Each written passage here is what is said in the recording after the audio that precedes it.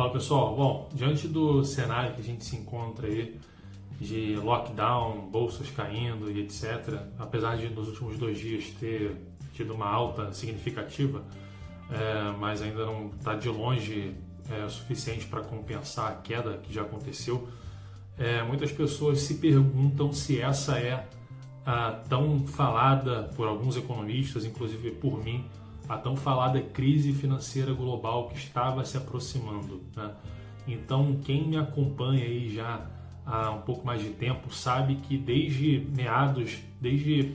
basicamente junho de 2019, eu venho falando, principalmente no meu canal do YouTube, mas também através do Instagram, eu venho falando sobre a possibilidade da gente entrar numa grande crise financeira global, numa recessão global, por conta de sinais que já estavam aparecendo na economia americana principalmente, tá? Mas também em outros lugares do mundo. Mas se você olhar lá no meu canal do YouTube, eu falo sobre a inversão da curva de juros que aconteceu em abril de 2019, a primeira inversão, né? Depois a curva de juros americana se inverteu mais ainda. Depois o ISM Manufacturing, né, que é um índice que mede a atividade econômica, também já estava mostrando queda da atividade econômica americana. Em setembro de 2019 começou a aparecer mais seriamente o problema aí no sistema financeiro, com o problema lá do Ripple, né, do mercado interbancário americano, que o Fed teve que injetar bastante dinheiro lá, de setembro de 2019 mais ou menos até fevereiro agora, antes de toda essa crise aí do Covid. O Fed injetou cerca de 400 bilhões de dólares, tá? Um pouco mais de 400 bilhões de dólares. Então, já estava acontecendo um problema, né? Já tinham vários sinais de que nós estávamos próximos de uma grande crise financeira global. Então, o que vem acontecendo, que eu até falei alguns dias atrás aí, é que, na verdade, o mercado está caindo nessa magnitude toda justamente por isso, porque a economia global já estava frágil e o coronavírus, é óbvio que ele, com todo esse lockdown e etc, e restrições de viagem, restrição de comércio internacional e tudo mais, é óbvio que isso desacelera a economia, mas esse evento do vírus é mais um catalisador para um problema que já estava contratado, tá? Uma recessão global é uma coisa que já estava encomendada. Então, isso já iria acontecer de qualquer forma, e o coronavírus foi só a agulha que estourou a bolha, tá? Então, eu postei alguns dias aí essa tabela que mostra o desempenho das principais bolsas mundiais, que é o MSCI World Index, que é como se fosse um Ibovespa das principais bolsas dos países desenvolvidos do mundo. Então, ele mostrou o que aconteceu com os mercados quando tiveram as últimas epidemias aí nas últimas décadas, tipo o H1N1, SARS, a gripe aviária, enfim. Então, na média, as bolsas subiram, mostrando que a queda atual do mercado não é totalmente explicada, não pode ser 100% explicada por causa do coronavírus. Então, eu vejo muitas pessoas usando isso como justificativa, né, políticos e etc, ou até economistas mesmo, falando que o mercado está caindo por causa do coronavírus. E beleza, o coronavírus é um problema, sim, vai causar sim, uma desaceleração brusca na economia mundial, mas o que está acontecendo, na verdade, é que já existiam problemas, já existiam fragilidades no sistema financeiro global que foram ainda mais expostos agora, né? Então, é como se a economia global, o sistema financeiro global, fosse um paciente que já estava na UTI, o cara já estava com problema na UTI, e aí ele pegou uma pneumonia, né? E matou ele, essa pneumonia.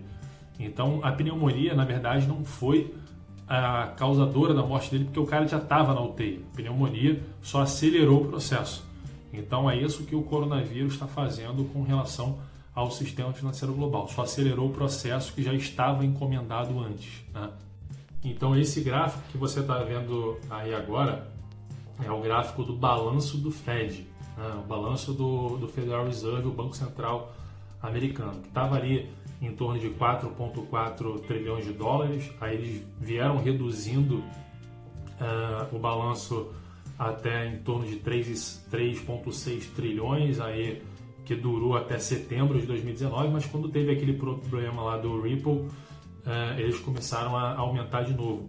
Então, de setembro até agora, até o final de março, o Fed aumentou o balanço dele, ou seja, injetou na economia de fato cerca de quase 1 trilhão de dólares a mais.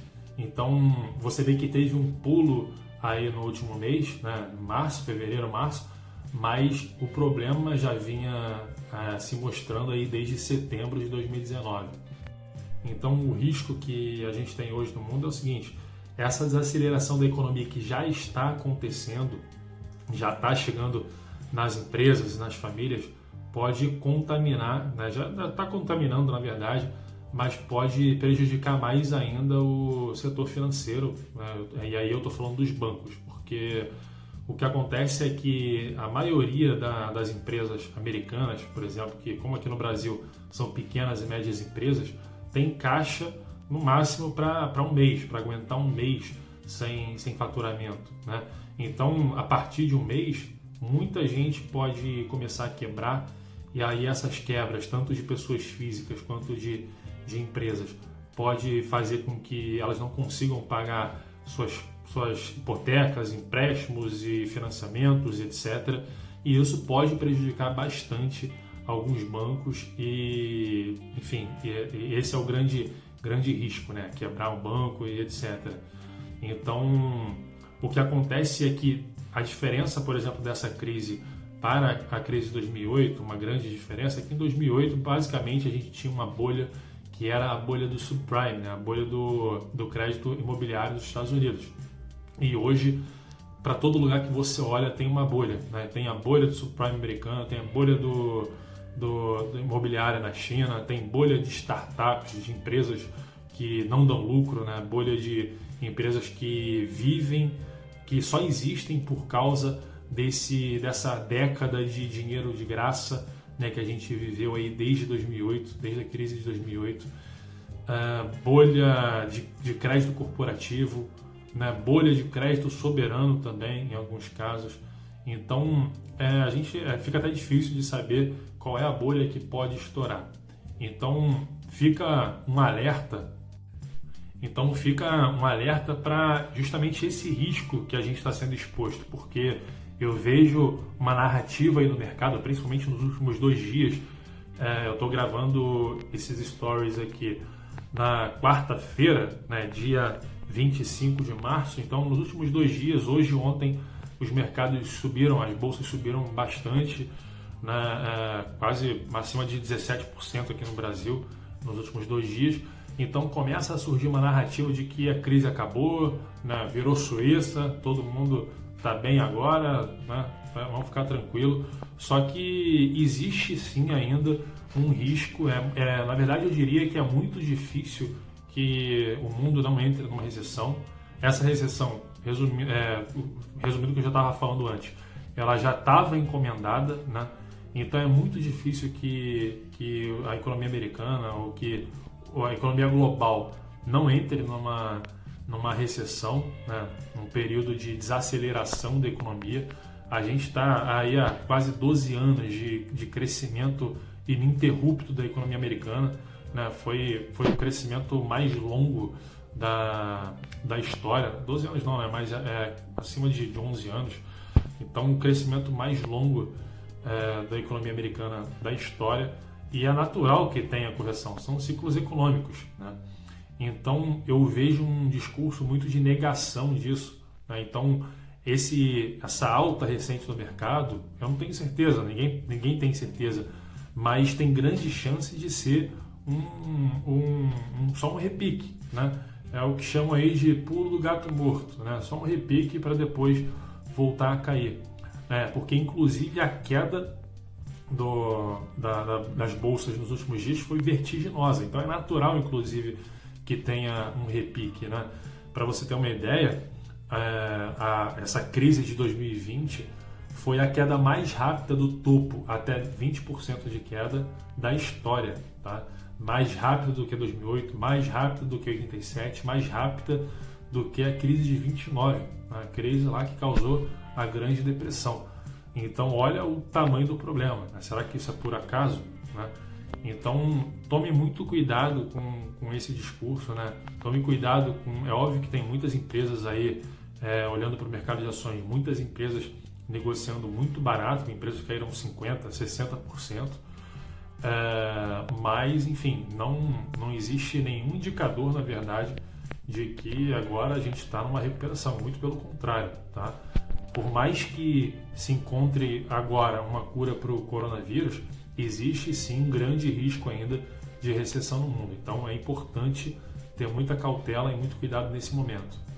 Então, se você quiser se informar mais aí sobre esse assunto e tomar as melhores decisões, saber qual o melhor investimento para fazer agora para se proteger ou até lucrar nesse momento, eu criei um canal no Telegram. Eu tenho já há algum tempo um canal no Telegram, que na verdade eu criei quando eu comecei a perceber essas distorções na economia lá no ano passado.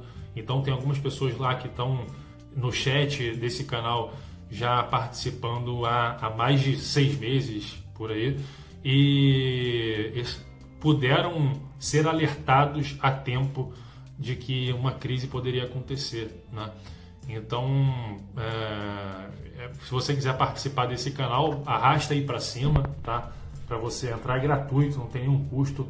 Eu acho, inclusive, que eu vou colocar esses stories aqui no YouTube também. Eu vou criar um vídeo e subir para o YouTube. Então, se você, por acaso, ver através do YouTube, eu vou colocar o link do canal na descrição, tá? Lá eu passo diariamente informações, dicas, eu troco ideia com o pessoal. É uma forma de a gente se aproximar aí para poder ajudar todo mundo, tá?